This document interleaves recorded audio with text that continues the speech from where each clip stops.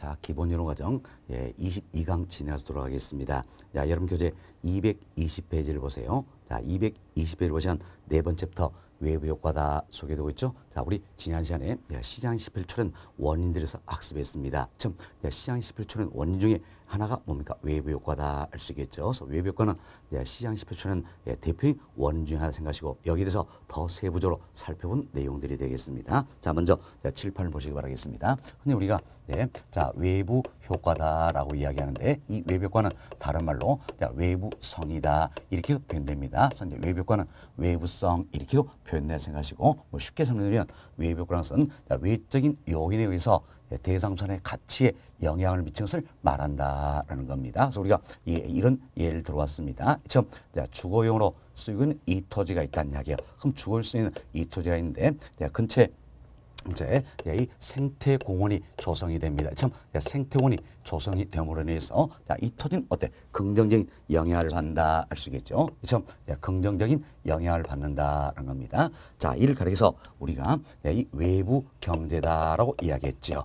외부 경제 또는 정의 외부 효과다라고 이야기했습니다. 다음은 죽을 수 있는 이 토지 근처에 이제 시멘트 공장이 하나 들어섭니다. 자, 이로 인해서 이 토지는 어떤 부정적인 영향을 받는다 할 수 있겠죠. 참 외적인 요인에서 부정적인 영향을 받는다라는 겁니다. 자, 이를 가리켜서 우리가 이제 외부 불경제다 또는 외부 비경제다 이렇게 표현하는 겁니다.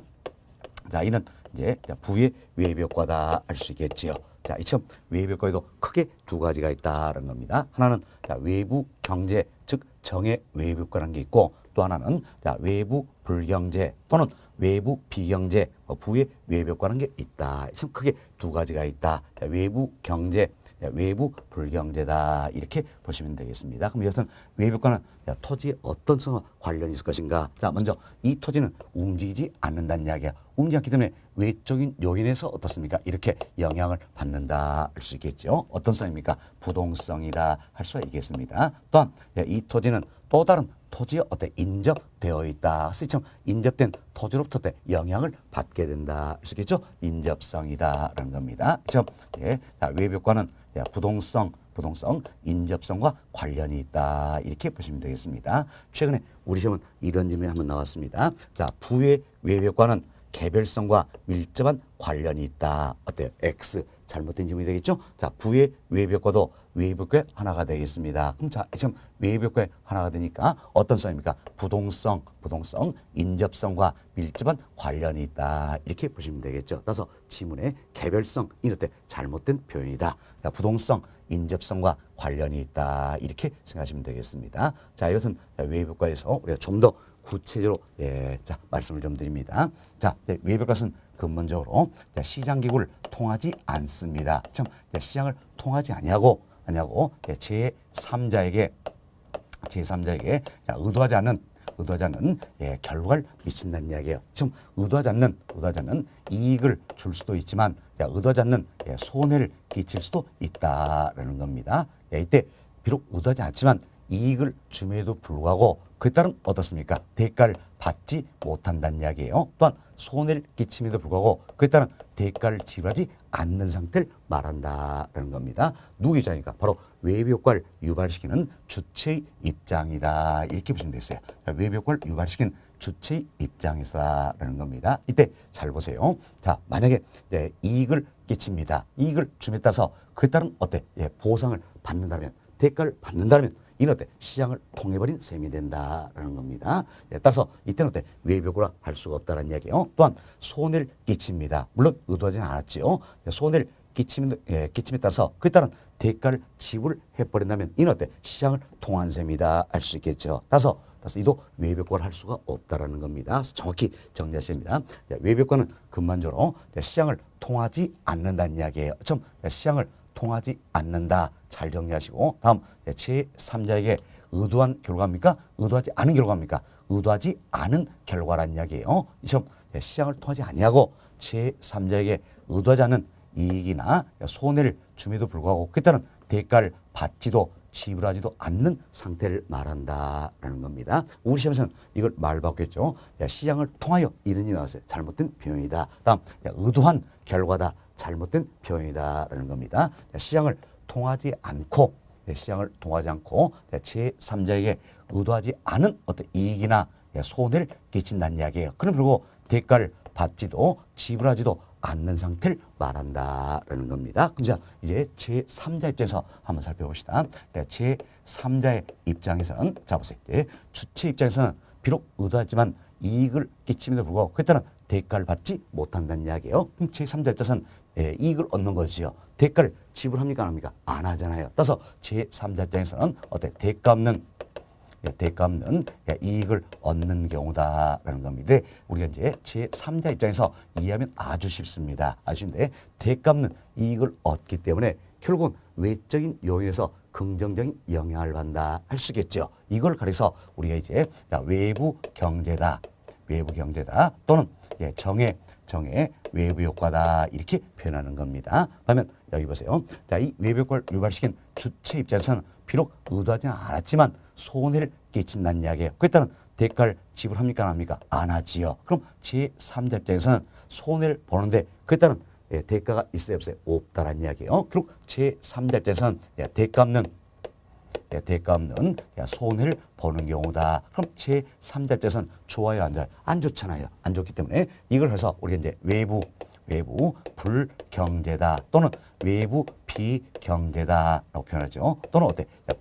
부의 외부 효과다 이렇게 이야기하는 겁니다. 그래서 여러분들이 쉽게 이해하세요. 제3자의 입장에서 긍정적인 영향을 받는 게 뭡니까? 외부 경제, 정의 외부 효과다 할 수 있겠죠. 다음 제3자 입장에서 부정적인 영향을 받는 게 바로 외부 불경제, 부의 외부 효과다 이렇게 보시면 되겠습니다. 그리고 여기 한번 보세요. 이것은 이제 제3자 입장에서는 대가 없는 이익을 얻는다 그랬어요. 이때 이익을 얻는 만큼 제3자 입장에서 대가를 지불한다면 외적에서 긍정적인 영향을 한다 할 수 있어요 없어요? 없죠. 이게 외부 효과는 아니란 이야기예요. 그래서 대가 없는 이익을 얻는 게 또 여기 보세요. 대가 없는 손해를 본다 그랬습니다. 이때 손해를 보는 만큼 보상을 받는다면 외적인 요인에서 부정적인 영향을 받는다 할 수 있어요 없어요? 없다라는 이야기. 이도 외부 효과라 할 수가 없다라는 겁니다. 그래서 근본적으로 외부 효과가 되기 위해서는 제3자의 입장에서는 대가 없는 이익을 얻거나 대가 없는 손해를 보는 경우가 돼야 된다 이렇게 보시면 되겠습니다. 자 다시 한번 정리합시다. 이 근본적으로 외부 효과라는 것은 시장을 통하지 않는다 그랬지요. 시장을 통하지 않냐고 제3자에게 의도하지 않는 이익이나 손해를 끼침에도 불구하고 그에 따른 대가를 받지도 지불하지도 않는 상태를 말한다라는 겁니다. 누구 입장에서? 외부 효과를 유발시킨 주체 입장에서다라는 겁니다. 따라서 제3자 입장에서는 경우 따라서는 대가 없는 이익을 얻을 수도 있고 대가 없는 손해를 볼 수도 있다라는 겁니다. 제3자 입장에서 대가 없는 이익을 얻는 경우는 외적인 요인에서 긍정적인 영향을 받는다. 그래서 외부 경제, 정의 외부 효과다 이렇게 표현하는 겁니다. 다음 제3자 입장에서 대가 없는 손해를 본다라면 부정적인 영향을 받는 거죠. 이를 그래서 외부 불경제, 부의 외부 효과다 이렇게 이야기하는 겁니다. 결국 제3자 입장에서 좋다면 정의 외부 효과가 되겠고 제3자 입장에서 안 좋다면 부의 외부 효과다 이렇게 생각하시면 되겠습니다. 결국 외부 효과는 두 가지가 있다는 걸 우리가 또 알게 되겠죠. 외부 경제 즉 정의 외부 효과과 외부 불경제 부의 외부 효과다. 참 외부 효과는 두 가지가 있다 생각하시고 이 같은 외부 효과는 생산 과정에서 뿐만이 아니라 소비 과정에서도 나타나게 된다는 겁니다. 이걸 잘 이해하셔야 됩니다. 외부 효과는 생산 과정뿐만이 아니라 소비 과정에서 나타나고 있다는 겁니다. 우리가 이걸 이해하기 위해서 몇 가지 사례를 말씀을 좀 드리고자 합니다. 자, 여기 보세요. 여기 과수원이 있습니다. 과수원 근처에 양봉업자가 들어섭니다. 처음 양봉업자가 들어서 어때? 꿀벌 키운다는 이야기야. 이러면서 과수원의 수확이 어때? 늘어나더라라는 겁니다. 이때 외부 효과를 유발시킨 주체는 누가 되는 겁니까? 양봉업자가 되는 겁니다. 양봉업자가 주체가 되어 있고 과수원 어때? 제3자가 된다. 이렇게 보시면 되겠습니다. 그때 보세요. 양봉업자는 양모자는 과손의 수확을 늘려줄 목적으로 자, 꿀벌 기를까요? 그건 아니겠죠. 그럼 기록은 의도했습니까? 의도하지 않았습니까? 의도하진 않았다는 이야기예요. 그러므로 이익을 주고 있다는 겁니다. 그에 따른 대가를 양모자는 받아요, 못 받아요? 못 받는다 할 수 있겠죠. 따라서 제3자 입장인 과손의 경우에는 이 대가 없는 이익을 얻는다 할 수 있겠죠. 이게 바로 뭡니까? 이제 생산 과정에서 나타나는 대표적인 외부 경제 정의 외벽과의 사례가 된다. 이렇게 보시면 되겠죠. 자, 여기 보세요. 저희들이 이제 외벽과를 유발시킨 주체 입장에서는 비록 의도하지 않았지만 이익을 줌에도 불구하고 그에 따른 대가를 받지 못한다 그랬지요. 하면 제3자 입장에서는 대가 없는 이익을 얻는다. 이게 결국 뭡니까? 외부 경제 정의 외벽과다 할 수 있겠죠. 바로 이분이 생산 과정에서 나타나는 대표적인 외부 경제 즉 정의 외벽과의 사례가 된다. 이렇게 보시면 되겠습니다. 다음은 또 우리가 이런 사례 봅시다. 자, 여기에 맥주 공장이 있어요. 맥주 공장 있고 맥주 공장 근처에 화학 공장이 들어섭니다. 자, 화학 공장에 들어서 화학 공장에서 화학 제품을 생산하면서 환경 오염을 시키고 있다는 이야기예요. 그럼 이러면서 맥주 공장의 입장에서는 부정적인 영향을 받는다 할 수 있겠죠. 왜? 맥주 공장 깨끗한 물을 원하잖아요. 부정적인 영향을 받는다 할 수 있겠죠. 그럼 밑에 보세요. 화학 공장이 외벽과를 유발시킨 주체가 되겠지요. 그리고 맥주 공장은 제3자가 된다 보시면 되겠어요. 밑에 화학 공장은 이처럼 맥주 공장에게 피해를 주기 위해서 제품을 생산할 그건 아니겠죠. 그럼 결국 화학 공장 입장에서는 자, 이처럼 의도했어요? 의도하지 의도하진 않았다는 이야기예요. 그렇지만 손해를 끼치고 있다라는 겁니다. 그에 따른 대가를 지불합니까 안 합니까? 안 한다는 이야기예요. 만약에 그에 따른 대가를 지불해버린다면 외벽과를 할 수가 없다라는 거죠. 참 대가를 지불하지 않는다라는 겁니다. 따라서 제3자인 맥주 공장 입장에서는 대가 없는 손해를 보겠다라는 겁니다. 참 여기 보시면 이제 이 주체 입장에서는 비록 의도하지 않았지만 손해를 끼침을 불구하고 그에 따른 대가를 지불하지 않는다라는 겁니다. 다음 제3자인 맥주 공장 입장에서는 대가 없는 손해를 본다 할 수 있겠죠. 이게 바로 뭡니까? 외부 불경제 부의 외벽과다 할 수 있겠죠. 바로 생산 과정에서 나타나는 대표적인 외부 불경제 부의 외벽과의 사례를 말씀을 드렸다라는 겁니다. 자, 다음은 우리 이제 소비 과정을 한번 살펴보도록 하겠습니다. 자, 이건 우리 이제 이런 사례 봅시다. 자, 오늘이 학교론 수업 날이에요. 학교론 수업 너무너무 재밌잖아요. 그래서 어떻습니까? 내가 이제 꽃꽂이를 해왔다는 이야기. 자, 여기에 이제 학원 강의실이 있습니다. 강의실에 이처럼 많은 수강생들이 있더란 이야기예요. 수강생들 있더라. 그렇지만 내가 이제 꽃꽂이를 해왔습니다. 그래서 학원 강의실 앞에 놔뒀다는 이야기예요. 그럼 꽃을 보니까 기분이 좋잖아요. 그래서 수업도 더 잘 되더라라는 겁니다. 밑에 이제 꽃꽂이를 해온 이분이 이제 외벽과를 유발시킨 주체가 되겠고 학원 강의생 수강생들이 제3자가 된다 보시면 되겠습니다. 자, 이제 꽃꽂이려면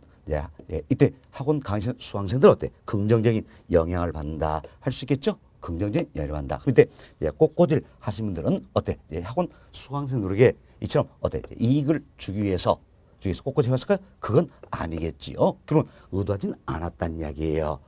그렇지만 긍정적인 영향을 미치고 있다는 겁니다. 이 따른 대가를 꽃꽂이 해오신 분이 수강생부터 받습니까? 아니잖아요. 그럼 자, 주체 입장에서는 결국은 비록 의도하지 않았지만 이익을 주면서 대가를 받지 못한다는 이야기예요. 반면 학원 수강생들 입장에서는 대가 없는 이익을 얻는다 할 수 있겠죠. 참 주체 입장에서는 비록 의도하지만 이익을 줌에도 불구하고 대가를 받지 못한다는 이야기예요. 제3자인 학원 수강생의 입장에서는 대가 없는 이익을 얻고 있다. 이게 바로 뭡니까? 소비 과정에서 나타나는 외부 경제 정의 외벽과의 사례였다. 이렇게 보시면 되겠습니다. 자, 다음은 여기 보세요. 이제 여기에 비흡연가가 있어요.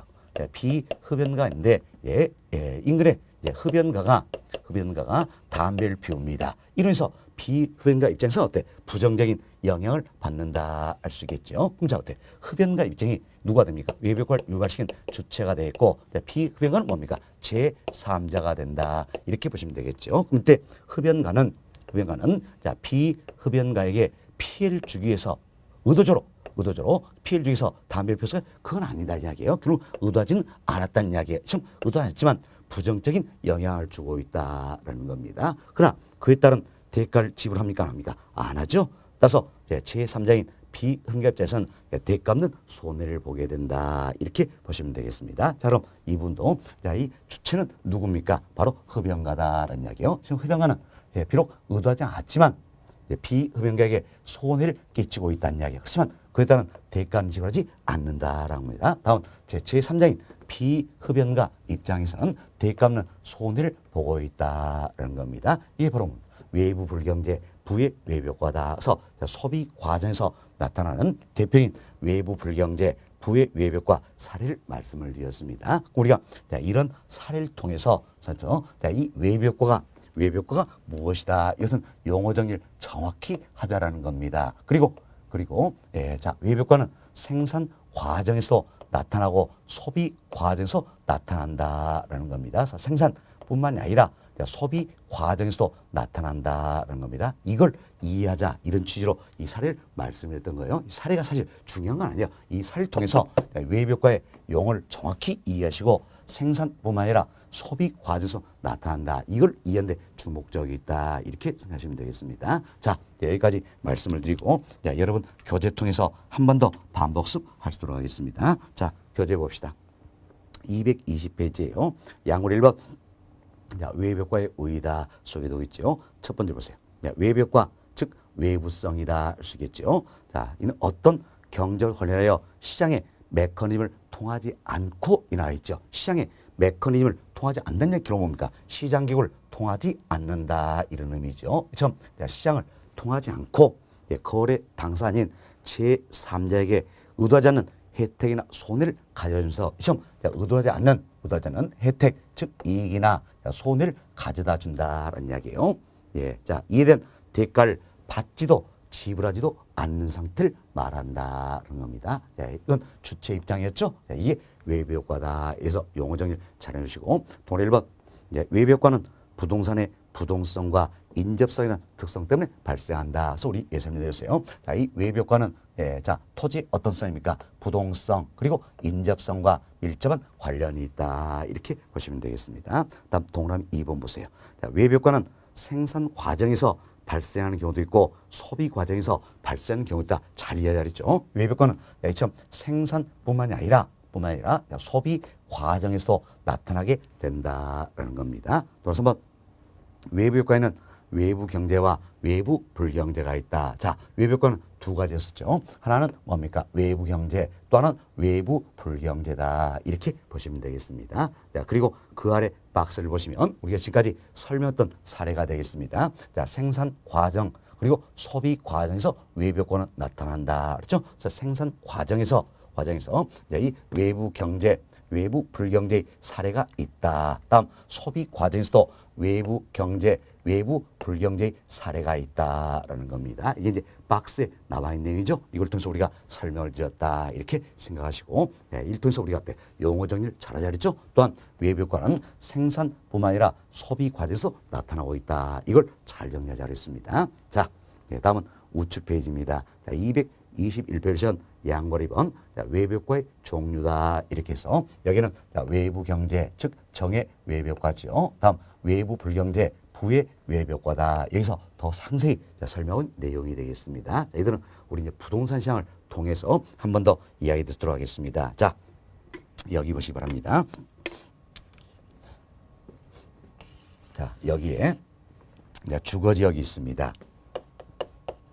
주거적인데 나도 이 주거적에 처음 주택을 하나 가지고 있다라는 겁니다. 그런데 이 주거적 근처에 대규모의 생태공원이 조성이 된다는 이야기처럼 생태공원이 조성이 됩니다. 그럼 생태공원이 조성되면서 이 지역의 쾌적성은 쾌적성은 좋아진다 할 수 있겠죠. 사실 주거지의 유용성에는 크게 두 가지가 있습니다. 주거지는 어때?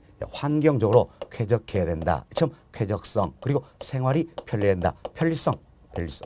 이 두 가지가 주거지로서의 유용성이다라는 겁니다. 그럼 어때? 쾌적성이 좋아질수록 편리성이 좋아질수록 주거지로서 유용성은 높아지기 때문에 가치가 어때? 상승하게 된다 할 수 있겠죠. 자, 이처럼 생태원이 조성되면 이 주거적은 어때? 쾌적성이 더 좋아지더라라는 겁니다. 참 쾌적성이 향상됨으로써 주거지로서 여건이 좋아졌죠. 그래서 주거적인 주택의 가치가 상승을 하게 된다라는 겁니다. 그래서 내 집값도 어때? 2천만 원 상승했다 이렇게 생각을 한번 해봅시다. 그럼 이때 외벽과를 유발시킨 주체는 누가 됩니까? 바로 생태원 조성자가 된다 이렇게 보시면 되겠어요. 생태원이 주체가 되어 있고 주거적의 집을 가진 나는 뭐가 됩니까? 제3자가 된다 이렇게 보시면 되겠네요. 그럼 이때 보세요. 생태원 조성자는 내 집값 올려줄 목적으로 생태원 조성했을까요? 그건 아니지요. 결국 의도하진 않았다는 이야기예요. 그렇지만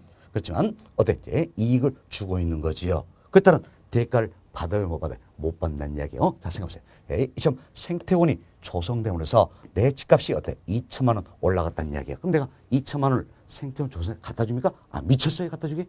안 갖다 주잖아요. 그죠? 따라서 생태원 조성자는 비록 의도하지는 않았지만 이익을 줌에도 불구하고 대가를 받지 못한다는 이야기예요. 그럼 제3자인 내 입장에서 어떻습니까? 대가 없는 이익을 얻고 있다 할 수 있겠죠. 자, 여기 보세요. 자, 주체 입장에서는 비록 의도하지 않았지만 이익을 줌에도 불구하고 그에 따른 대가를 받지 못한다. 자, 제3자인 내 입장에서는 대가 없는 이익을 얻고 있다 할 수 있겠죠. 바로 이 사례가 부동산 시장에서 나타난 외부 경제 정의 외벽과의 대표적인 사례가 된다 이렇게 보시면 되겠습니다. 그래서 우리는 부동산 시장에서 나타난 외부 경제 또는 정의 외벽과의 대표적인 사례를 말씀을 드렸습니다. 자, 이처럼 생태원이 조성됨에 따라서 이 주거지역의 쾌적성이 이처럼 향상이 된다면 다른 조건 일정하더라도 주거지역의 주택에 대한 어때? 수요는 증가한다 할 수 있겠죠. 좀 주거지역의 주택에 대한 수요는 증가한다는 이야기예요. 그럼 자, 다른 조건 일정하됐어요. 그럼 공급은 일자인데 결국 수요만 증가했다 할 수 있겠죠. 그럼 이때 주택의 수요 증가니까 주택의 수요선이 어느 쪽으로 이동합니까? 우측으로 이동한다는 걸 알 수 있겠죠. 그때 수요 곡선이 우측으로 이동을 하게 된다는 이야기예요. 자, 이로 인해서 당초 균형에서는 어떤 생각이 발생하는가? 자, 보세요. 수요만 증가했습니다. 그럼 수요만 증가하니까 시장은 뭐가 더 많습니까? 수요가 더 많다. 그래서 어때? 초과 수요 현상이 나타나겠죠. 참 초과 수요 현상 나타나니까 당연히 주택의 가격은 어떻습니까? 상승하게 된다라는 겁니다. 또한 수요만 증가했으니까 당연히 주택의 거래량도 어때? 증가하게 된다. 이렇게 보시면 되겠어요. 사실 이 같은 이유에서 주거적인 내 집값도 어때? 상승하게 된다. 이렇게 생각하시면 되겠습니다. 자, 이분도 우리 시험에서 한번 말 바꾼 적이 있어요. 지금 생태원이 조성됨으로 인해서 사실 우리가 지금 생태원 예를 들었지만 우리 시험에서도 가장 많은 예로 나온 게 바로 생태공원이에요. 그리고 살짝 말 바꿉니다. 녹지공원. 또 말 바꿉니다. 공원. 이렇게 표현된다. 그래서 우리는 생태원으로 학습합니다. 자, 좋습니다. 여튼 생태원이 조성됨으로 인해서 그래서 인근에는 주거적의 어때? 주택의 수요선 어때? 좌측으로 이동한다. 이런 표현이 나왔어요. 잘못된 내용이 되겠죠? 보세요. 생태원이 조성됨으로 해서 이처럼 쾌적성이 향상된다. 긍정적인 영향을 받기 때문에 주거지로서 여건은 좋아진다. 그래서 어때? 이 주거적인 주택시장에서 주택의 수요는 증가하기 때문에 주택의 수요성이 어느 쪽으로 이동합니까? 우측으로 이동한다는 겁니다. 잘 기억하세요. 우측으로 이동한다. 자, 이러면서 초과 수요 현상이 나타나겠고 결국 균형 가격은 어때? 상승을 하게 된다. 이렇게 보시면 되겠습니다. 자, 다음 외부 경제가 나타나면서 어떤 현상이 있을 것인가 한번 살펴봅시다. 자, 먼저 우리가 이분을 비교해 보는데 사회적 편익이라는 게 있습니다. 그리고 사적 편익이 있다. 이 크기를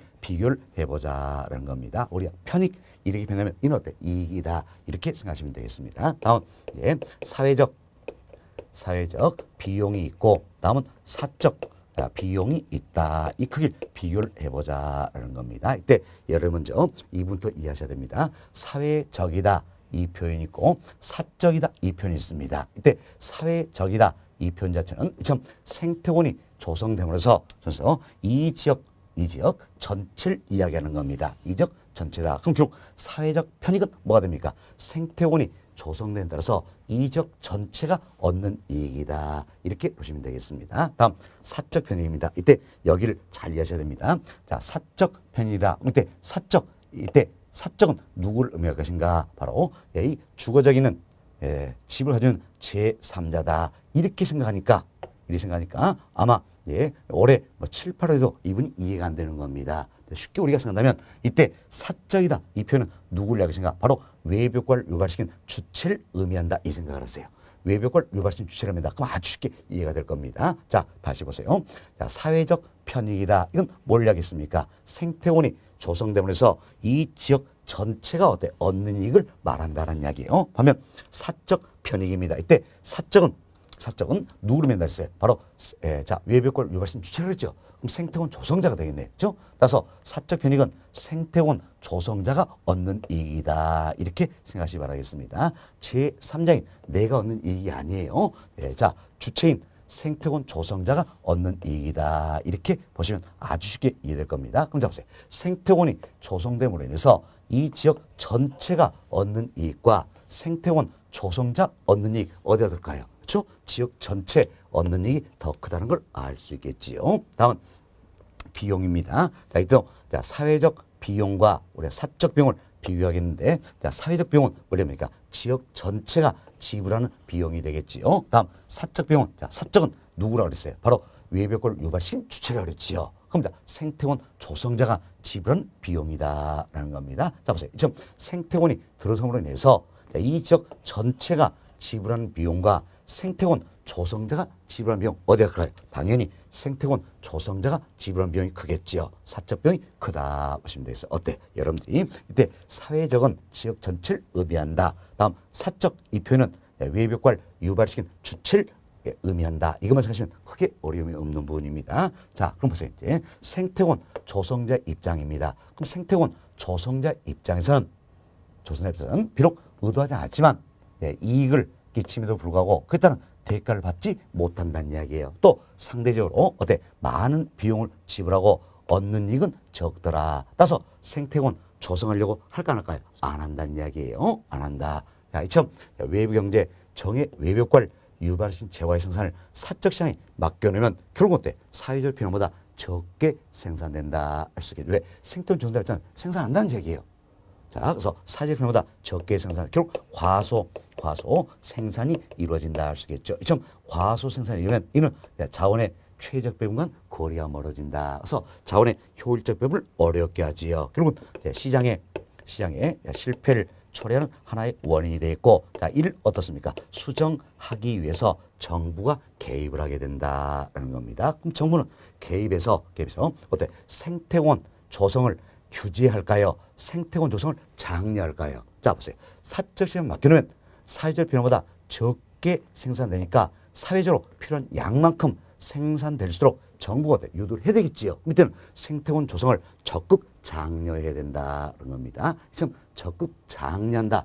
이와 같은 걸 우리는 조장한다 이렇게 표현합니다. 그래서 정부는 이제 조장 정책을 시행을 한다는 겁니다. 생산을 적극 장려하는 조장 정책을 시행한다는 겁니다. 그래서 생태원 조성자에게 보조금을 지원해 줄 수도 있고 또 하나 비과세 이 같은 혜택을 줄 수도 있다는 이야기에서 보조금을 지원해 주겠다. 비과세 혜택을 부여하겠다. 이것은 생산을 장려하는 조장 정책을 시행을 하게 된다는 겁니다. 그럼 정부의 정책으로 해서 결국 생태원의 조성은 늘어난다 할 수 있겠죠. 그래서 생태원의 공급은 증가하게 된다는 겁니다. 그래서 시장에만 맡겨놓으면 사회적인 병보다 적게 생산이 되었는데 정부가 개입하면 사회적으로 필요한 양만큼 생산될 수 있게 된다는 겁니다.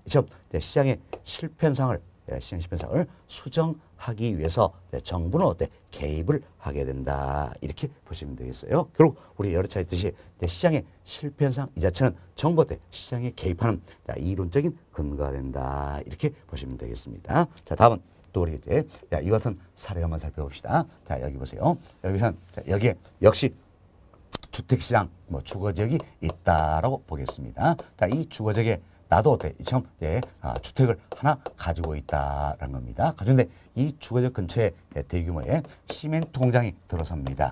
이처럼 시멘트 공장이 들어서면서 시멘트를 생산하는 과정에서 환경 오염물질 배출하고 있습니다. 처럼 환경 오염물질 배출하는데 여기 따른 아무런 규제가 없더란 이야기예요. 규제가 없다. 이러면서 시멘트 공장이 시멘트를 생산하는 과정에서 환경 오염물질 배출함에 따라서 이 지역의 대기도, 수질도, 토양도 오염이 되고 있더라라는 겁니다. 그럼 이 지역의 쾌적성은 좋아질까요? 안 좋아질까요? 안 좋아지겠죠. 쾌적성이 안 좋아진다라는 겁니다. 그럼 이로해서 어때? 주거지로서 유용성이 떨어지죠. 주거에서 유용성이 떨어지니까 이 주거지역에는 주택의 가치도 어떻습니까? 이처럼 떨어지게 된다라는 겁니다. 이때 여기 보세요. 시멘트 공장은 외부 효과를 유발시킨 뭐가 됩니까? 주체가 되겠지요. 그리고 주거지역에 칩을 가지고 나는 뭐가 되는 겁니까? 제3자가 된다라는 겁니다. 이때 보세요.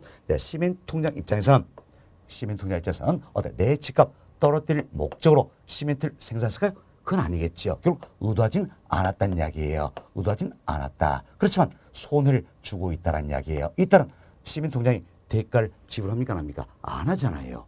안 하죠. 만약에 이때 시멘트 공장이 대가를 지불해버린다면 이는 외적에서 부정적인 판단 할 수가 없겠죠. 외벽화가 아니란 이야기예요. 자, 이점 시멘트 공장은 비록 의도하지는 않았지만 손해를 끼침에도 불구하고 그에 따른 대가를 지불하지 않는다는 이야기예요. 그럼 제3자인 내 입장은 어떻습니까? 이제 손해를 보죠? 그때는 대가가 없더라냐. 대가 없는 손해를 본다. 그래서 제3자인 내 입장에서 좋아요, 안 좋아요? 안 좋죠? 이걸 우리가 때 외부 불경제다 또는 부의 외벽과다 표현할 수 있겠죠. 그럼 자, 다시 한번 보세요. 자, 시멘트 공장이 외벽과를 유발시킨 주체라 그랬죠. 그럼 자, 이 시멘트 공장에 대해서는 비록 의도하지 않았지만 손해를 끼침에 불구하고 그에 따른 대가를 지불하지 않는다는 이야기예요. 다음, 집을 가진 내 입장에서는 대가 없는 손해를 보겠다는 겁니다. 바로 이게 이제 부동산 시장에서 나타나는 대표적인 외부 불경제, 부의 외벽과의 사례가 된다. 이렇게 보시면 되겠습니다. 이게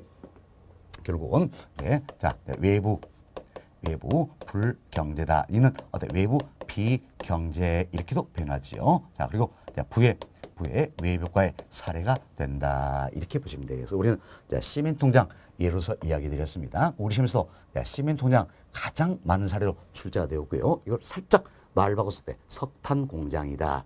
또 이렇게도 출제가 되었다. 생각하시면 되겠습니다. 됐습니다. 자, 그럼 처음 이 외부 불경제 부의 외벽과 나타난다는 이야기요. 또 우리 비교를 한번 해봅시다. 자, 사회적 편익이라는 게 있고 다음은 사적 편익이 있다. 이걸 비교해보고 다음은 사회적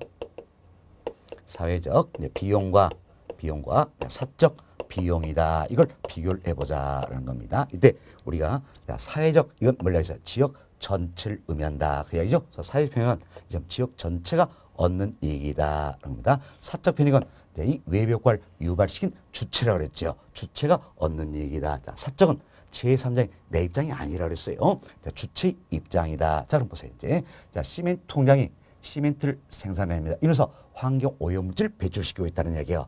이때 이 주거적 이 전체가 얻는 이익이 사회적 편익이 되겠죠. 그러면 시멘트 공장이 얻는 이익이 어때? 사적 편익이 된다. 그럼 어디가 더 커요? 당연히 시멘트 공장이 얻는 이익이 더 크겠죠. 사적 편익이 더 크다라는 겁니다. 다음 비용을 한번 봅시다. 사회적 비용은 지역 전체가 지불하는 비용이고 사적 비용은 시멘트 공장이 지불하는 비용이다 할 수 있겠죠. 자, 보세요. 지금 시멘트 공장은 환경 오염물질 배출시킴에 따라서 대기도, 수질도, 토양도 어때? 오염을 시키고 있다는 이야기예요. 그때는 정화비용은 부담하지 않는다는 이야기예요. 그럼 누가 부담합니까? 바로 지역 주민들이 부담하게 돼서 지역 주민들의 세금이 어때? 높아진다는 겁니다. 따라서 지역 전체가 지불하는 비용이 어때? 이제 시민 통장이 지불하는 비용보다 더 크다는 걸 알 수 있겠지요. 밑에 여기 보세요. 여기서 시민 통장 입장에서는 비록 의도하진 않았어요. 참 의도하지 않았지만 손해를 끼치고 있다는 이야기예요. 그럼에도 불구하고 대가를 지불합니까 안 합니까? 안 하지요. 또한 상대적으로 적은 비용을 들이고 얻는 이익은 많다는 이야기예요. 이때가 뭡니까? 절호의 기회다 할 수 있겠지요. 그래서 사적시장에 이점 외불경제 부의 외벽과를 야기신체의 생산을 맡긴다면 어때? 이때 몽땅 생산해 버린다. 그래서 과대 생산이 이루어진다 할 수 있겠죠. 이점 과대 생산 이 자체는 자원의 최적 배분과 거리가 멀죠. 그럼 자원의 효율적 배분을 어렵게 한다는 겁니다. 그래서 이로 인해서 시장에 실패란 현상이 나타나 있고 이걸 수정하기 위해서 정부가 개입을 하게 된다라는 겁니다. 그럼 정부는 개입해서 시멘트 생산을 금지시켜 버릴까요? 아니란 이야기예요. 자, 시멘트는 반드시 필요하잖아요. 우리 사회에서 시멘트는 반드시 필요하기 때문에 시멘트 생산을 금할 수는 없다라는 얘기에서 금지 정책이 아니에요. 시멘트 생산을 금할 수는 없다는 얘기예요. 그래서 사회적으로 필요한 양만큼만 생산될수록 규제를 가한다라는 겁니다. 그래서 정부는 이제 규제 정책을 시행한다라는 겁니다. 그래서 시멘트 공장에게 환경 오염물질 배출에 따른 부담금을 부과시킬 수도 있겠고, 다음은 중과세할 수도 있겠지요. 또한 토지의 이용을 규제할 수도 있다라는 이야기예요. 쉽게 우리가 합시다. 자, 주거적 이 근처에는 시멘트 통장 어울리지 않는다는 이야기예요. 그래서 시멘트 통장 들어오지 못하게 토지용을 규제하겠다라는 겁니다. 앞으로 배우겠지만 이 같은 토지 이용을 규제하는 가장 대표적인 정책 수단이 바로 지역지구제입니다.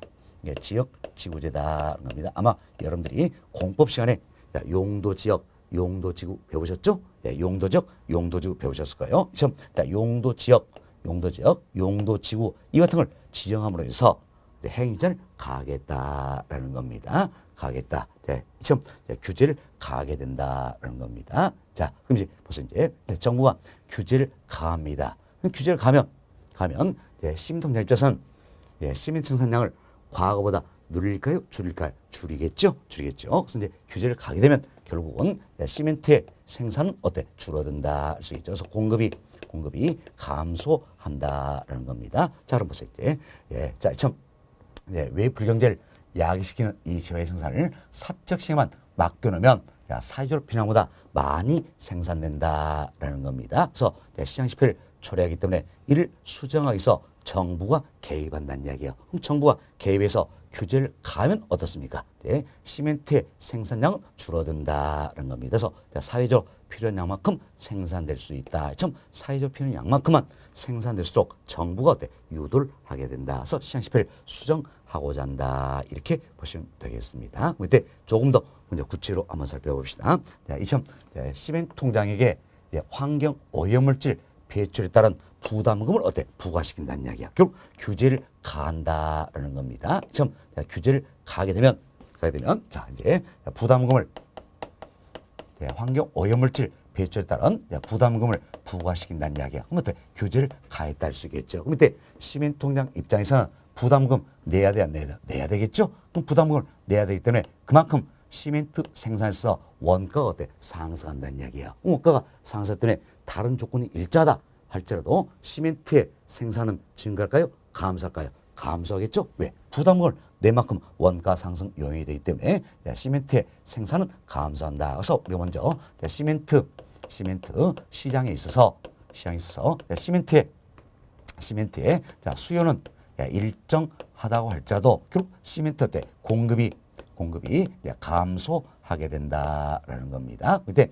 공급선이 어느 쪽으로 이동합니까? 좌측으로 이동하겠죠. 이래서 당초 균형하에서는 어떤 현상이 발생하는가? 자, 보세요. 수요는 일자인데 공급만 줄었어요. 그럼 시장은 뭐가 남았습니까? 수요가 더 많겠죠. 그래서 시멘트 시장에서는 시멘트에 대한 초과 수요 현상이 나타난다. 이래서 시멘트의 가격은 상승하게 되겠지요. 그리고 공급만 감소했으니까 시멘트의 거래량은 감소하게 된다. 이렇게 보시면 되겠습니다. 자, 이렇게 해서 우리가 앞서 이야기했지만 규제를 가면 시멘트 생산량은 어때? 줄어든다 그랬죠? 공급이 감소한다. 바로 이 부분이 되겠어요. 공급은 감소한다라는 겁니다. 결국 이로해서 시멘트의 가격은 상승하고 시멘트의 거래량은 어때? 감소하는 결과를 가져온다는 겁니다. 이 자체가 주택시장에 영향을 미칠 수 있어요? 없어요? 있다라는 겁니다. 자체가 주택시장에 영향을 미칠 수가 있다라는 건데 왜? 우리 주택시장에서 주택을 생산해서는 시멘트는 어때? 반드시 있어야 되죠. 시멘트 없이 주택 지을 수는 아니라냐 반드시 있어야 된다라는 겁니다. 그럼 자 보세요. 이제 주택시장에서 주택의 수요는 일정하다 가정할지라도 어떤 시멘트의 가격이 상승하면 그만큼 주택 생산에서 원가 부담이 늘어나겠지요. 원가 부담이 늘어나니까 당연히 주택시장에서도 수요일자도 주택의 어때 공급이 감소하게 된다라는 겁니다. 주택시장에서 공급선이 좌측으로 이동하니까 당초 균형에서는 어떤 현상이 발생하니까 수요일자인데 공급만 줄었어요. 시장은 뭐가 더 많습니까? 수요가 더 많다 할 수 있겠죠. 그래서 초과수요 현상이 나타나게 됐고 결국 초과수요 현상이 나타나니까 주택의 가격은 어떻습니까? 상승하게 되고 주택의 거래량은 어때? 공급만 감소했으니까 거래량은 어때? 감소하게 된다라는 겁니다. 사실 저희들이 이제 수요 공급편에서 시장에서 초과수요 현상이 나타나면 어때? 균형 가격은 상승한다. 다음 초과 공급 현상 나타나면 균형 가격은 어때? 하락한다. 이렇게 배웠었죠. 또 수요 공급 중 어느 한쪽은 일정한데 나머지 한쪽이 증가하면 거래량은 증가하고 나머지가 감소하면 거래량은 감소한다. 이렇게 배웠습니다. 이걸 지금 활용하는 거예요. 그래서 시장에서처럼 초과 수요 현상이 나타나면 당연히 어떻습니까? 가격은 상승한다라는 겁니다. 그리고 수요 공급 중 한쪽은 일정한데 나머지 한쪽이 어때? 감소하니까 거래량은 어때? 감소하게 된다. 이렇게 보시면 되겠습니다. 결국 우리가 이 내용을 통해서 어때 이제 정부가 개입을 하게 되면 어때? 다시 주택의 가치는 어때? 상승하게 된다는 걸 알 수 있겠죠. 사실 잘 보세요. 이 부분도 조금 구별이 되셔야 됩니다. 시민 통장이 환경 오염물질 배출하고 있어요. 이건 아무런 규제가 없다는 이야기예요. 그래서 이적에 부정적인 영향을 미친다. 왜 불경제? 부의 외벽과 나타난다는 이야기예요. 이때는 어때? 주택 가치가 떨어지죠. 부정적인 영향을 받는다는 이야기예요. 그렇지만 정부가 규제를 간다. 개입을 한 이유는 어떻습니까? 다시 떨어졌던 주택의 가치가 어때? 상승을 하게 된다. 이렇게 보시면 되겠습니다. 그래서 정부가 개입하기 전에는 어때? 주택 가치는 떨어지는 겁니다. 그러나 정부가 개입하면 어때? 주택 가치는 다시 상승할 수 있다. 이렇게 보시면 되겠습니다.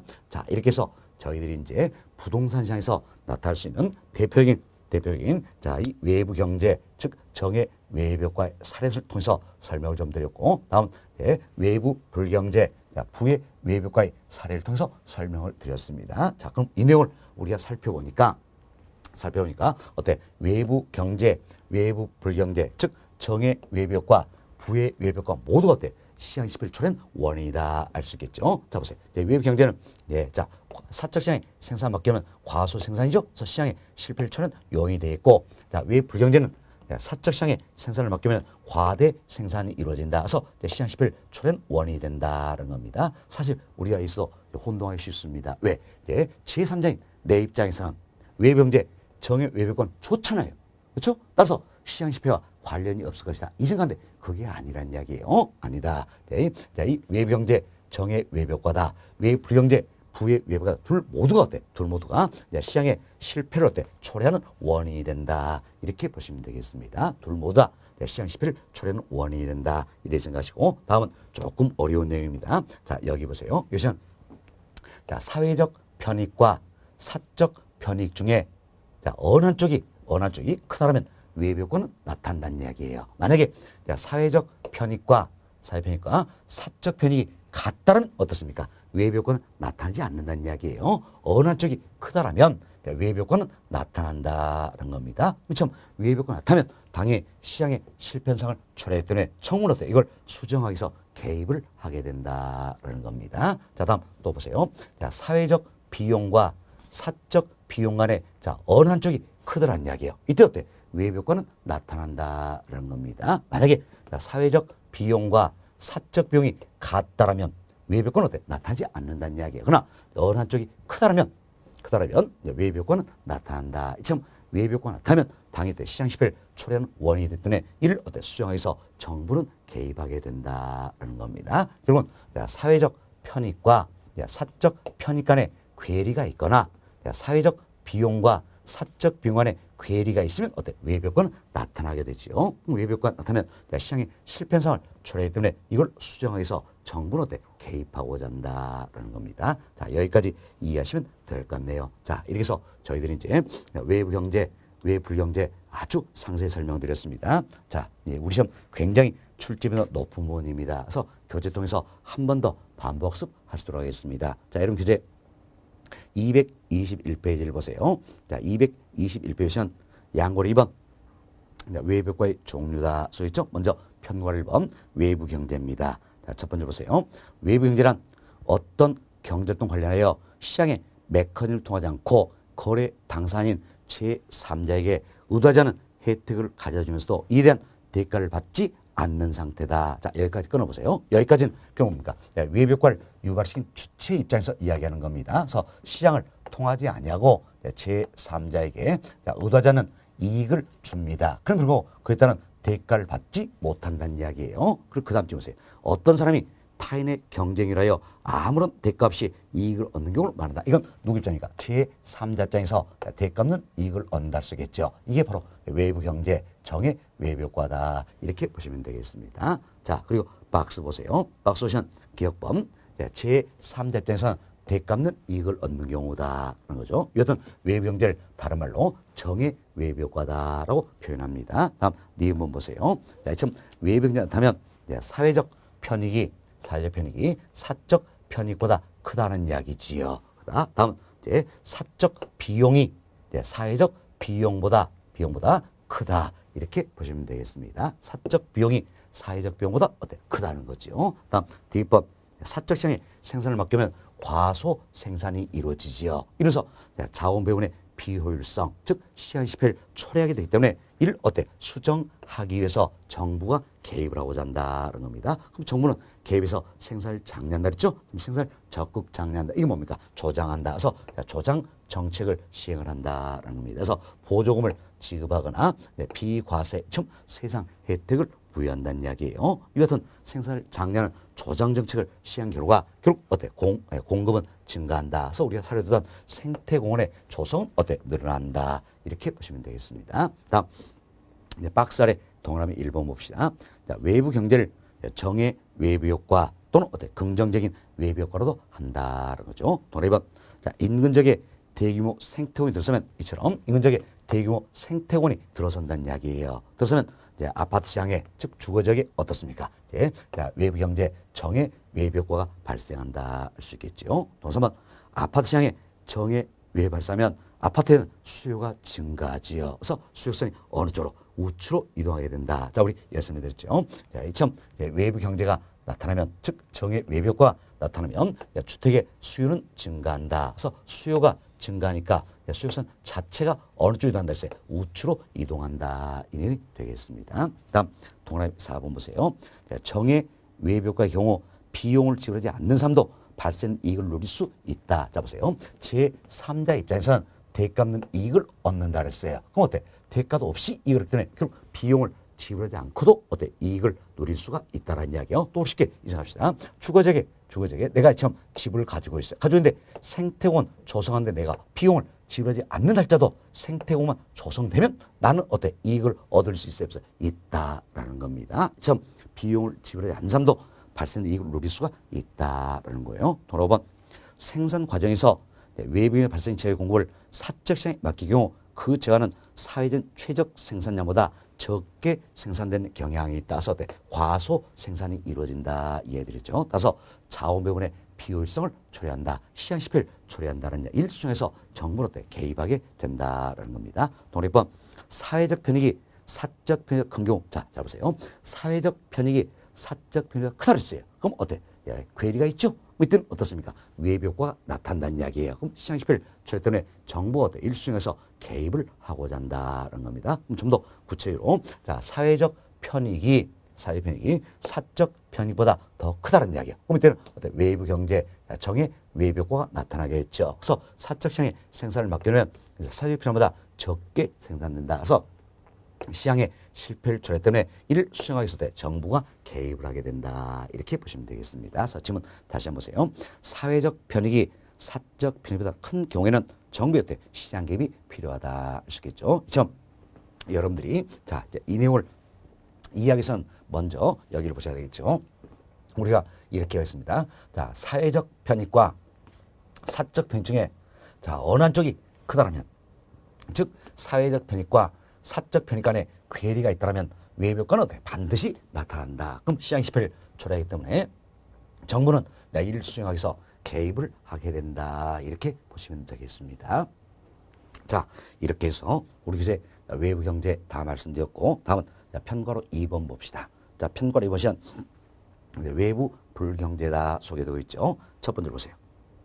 외부 불경제는 어떤 경제활동 관련하여 시장의 메커니즘을 통하지 않고 거래 당사자 아닌 제3자에게 의도하는 손해를 가져오면서도 이에 대한 대가를 지불하지 않는 상태다. 여기까지 끊어봅시다. 여기까지는 누구 입장입니까? 바로 주체 입장이 외부를 유발시킨 주체 입장이다. 자, 여기 보세요. 이처럼 내가 시장을 통하지 않냐고 제3자에게 의도하지 않은 손해를 끼칩니다. 그때는 대가를 지불합니까? 안 합니까? 안 한다라는 이야기예요. 안 한다. 즉 주체 입장이 되겠죠. 그 다음 쯤 보세요.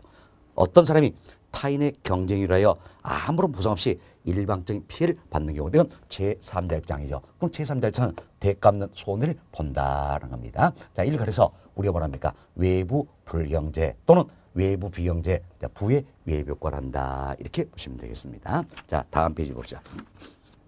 다음 페이지 상담 시간 박스가 들어있지요. 기억번입니다. 네. 자, 이제 이 외부 불경제 이 같은 경우에는 어때? 이제 제3자 입장에서 대가 없는 손해를 보는 경우다 알 수 있겠지요. 그리고 다른 말로 외부 비경제, 부의 외부 효과다 이렇게도 표현한다는 겁니다.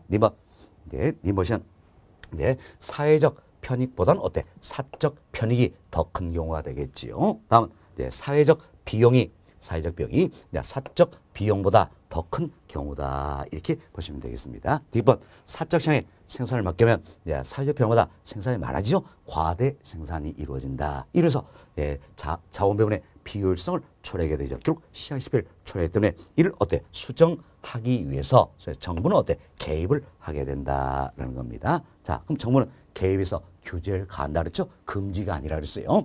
규제를 가한다. 그래서 일버전 규제 정책을 시행한다는 거죠. 참 규제를 가는 방법도 여러 있다 했죠. 자, 부담금을 부과하는 방법도 있고, 중과세하는 방법도 있고, 다음 토지 이용을 규제하는 방법도 있다는 겁니다. 참 규제를 가게 되면 외부 불경제를 약신 재화의 공급은 감소하게 된다. 이렇게 보시면 되겠습니다. 자, 다음 박스 아래 동그라미 1번 봅시다.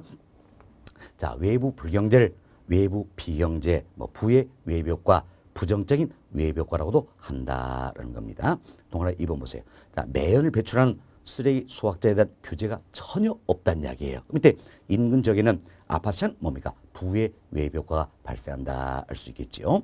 자, 부의 외부 효과가 발생하면 법적 비용, 진상조사의 어려움으로 인해 당사자 간 해결이 곤란한 경우가 많다는 이야기예요. 자, 그럼 이 사례를 한번 보세요. 이처럼 시멘트 공장이 환경 오염물질 배출하고 있을 때 아무런 규제가 없다. 그래서 주거지역의 주택 가치가 떨어졌습니다. 그때 시멘트 공장과 주거지역의 주택 소유자 간의 협의해서 이와 같은 외부 불경제 해결할 수 있어요, 없어요? 있다라는 이야기예요. 있다. 보세요. 협의해서 보상받으면 될 거 아니에요. 그래서 그럼 외부 불경제 문제는 해결이 된다는 이야기예요. 그러나 이 자체가 쉬운 일은 아니다. 그 이야기예요. 쉬운 일은 아니다. 그래서 법적 비용, 진상조사 어려움 노린에 당사자 간 해결이 곤란한 경우가 많다라는 겁니다. 동그라미 4번 생산 과정에서 외부 불경제를 발생 재화의 공급을 사적 시장에 맡길 경우 그 재화는 사회적인 최적 생산보다 과다하게 생산되는 경향이 있다. 과대 생산이 이루어졌죠. 사적 시장에 생산을 맡기만 놓는다면 과대 생산이 이루어진다. 따라서 자원 배분의 비효율성을 초래한다라는 겁니다. 그래서 시장 실패를 초래하기 때문에 이를 수정하기 위해서 개입을 한다라는 겁니다. 동그라미 5번 봅시다. 자, 부의 외부 효과를 발생시 공작에 대하여 부담금을 부과하면 돼 있죠. 결국 부담금을 부과시킨다는 이야기는 정부가 시장에 개입했죠. 개입했을 때 규제를 가한다는 이야기예요. 간다. 이때 이제 자, 생산비가 증가하겠죠. 그래서 이 공장에서 생산된 제품의 공급이 감소해야 된다. 그럼 어때? 우리가 시멘트 공장이다. 그럼 시멘트의 어때? 공급은 감소한다. 이렇게 배웠던 겁니다. 그다음 동그라미 1번. 토지 이용에 발생하는 외부 불경제는 자, 처음 토지 이용에 있어서 외부 불경제가 나타난다는 이야기예요. 이는 토지 이용 규제의 명분이 된다. 어떤 참 토지 이용을 규제함으로써 결국 외부 불경제를 어떤 이제 규제를 가하고자 한다. 이렇게 보시면 되겠습니다. 그래서 토지 이용에서 발생하는 외부 불경제는 토지 이용 규제의 명분이 된다라는 겁니다. 다음 동그라미 7번. 용도 지역 지구 같은 토지 이용 규제는 자 보세요. 토지를 이용하는 대표인 수단 중 하나가 뭡니까? 토지 이용 규제하는 토지 이용을 규제하는 대표인 정책 수단 하나가 바로 지역 지구제다라는 겁니다. 지금 지역 지구제 같은 사실 용도 지역 지구제 이걸 줄여서 우리가 지역 지구제 이렇게 변하는 겁니다. 그럼 자 지역 지구 같은 토지 이용 규제는 어때? 부의 외부 효과를 어때? 억제하는 수단으로 이용이 된다라는 겁니다. 사실 어떤지 이처럼 용도적 용도 지구를 지정하면서 주거조건체 시민 통장한테 들어서지 못하게 행위자를 가한다는 이야기예요. 그럼 이래서 어때 부의 외벽과 이 자체로 어때 제거 또는 감소시켜 볼 수 있다라는 겁니다. 그래서 부의 외벽을 억제하기 하나의 수단으로 이용된다 할 수 있겠죠. 다음 동그라미 8번 보세요. 자 부의 외벽 발생의 경우 세금 부과나 규제 등을 통해서 자 부의 외벽이 발생합니다. 그럼 이때는 어때 사적 생산에 맡기면 과대 생산이 이루어지니까 자원 배분은 효율적입니까? 비효율적입니까? 바로 비효율적이다라는 겁니다. 자원 배분은 비효율적이다. 이때 이처부터 규제를 가함으로써 사회적으로 필요한 양만큼만 생산소 유도한다면 자원 배분의 비효율성을 줄여볼 수 있어요, 없어요? 있다라는 거죠. 그게 8번 내용이에요. 세금 부과나 뭐 규제 등을 통하여 자원 배분의 비효율성을 감소시킬 수 있다는 겁니다. 자, 9번 봅시다. 부의 외벽의 규제는 자, 이처럼 부의 외벽한테 규제를 가한다 그랬어요. 그럼 자, 예를 들어서 부담으로 부과하시는데 이처럼 정부가 규제를 가한다는 이야기예요. 이로해서 부동산의 가치를 상승 효과를 가져올 수 있다. 어때? 규제를 가하면 결국 주택시장에서 주택 가치는 어때? 다시 상승한다 그랬죠. 그래서 규제를 가하기 전에 주택시장에서 주택 가치는 떨어졌죠. 그러나 정부가 이처럼 규제를 가하게 되면 주택시장에서 주택 가치는 어때? 다시 상승하게 된다는 겁니다. 그래서 부의 외벽 규제는 부동산 가치를 상승 효과를 가져올 수 있다. 이렇게 이해하시면 되겠습니다. 자, 이렇게 해서 저희 교재에 나와 있는 지문들도 설명을 드렸습니다. 외벽과는 우리 시험 출제임도 굉장히 높은 부분이에요. 너무너무 중요한 부분에서 많은 내용을 설명을 드렸다 생각하시고 이번 과정에서는 외벽과는 여기까지 이야기를 좀 드립니다. 이 정도 말씀드리고 다음 시간에는 여러분 교재 226페이지에 나와 있는 2절 토지 정책이다. 이 부분부터 설명을 좀 드리도록 하겠습니다.